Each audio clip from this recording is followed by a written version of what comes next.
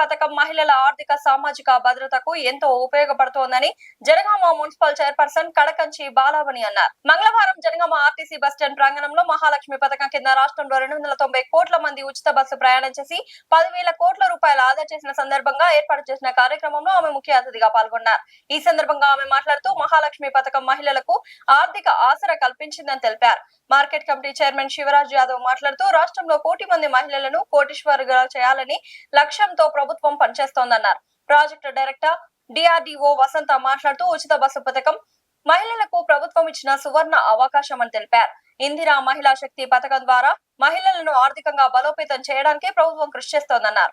ఈ సందర్భంగా మహాలక్ష్మి పథకం లబ్ధిదారులను సన్మానించారు. ఈ కార్యక్రమంలో ఆర్టీసీ డిపో పర్యవేక్షకులు యాదమణిరావు, 14వ ward councillor Tiruvella Andalu, MEPMA PD Harshavardhan, స్వయం సహాయక సంఘాలు సభ్యులు, ప్రయాణికులు తదితరులు పాల్గొన్నారు.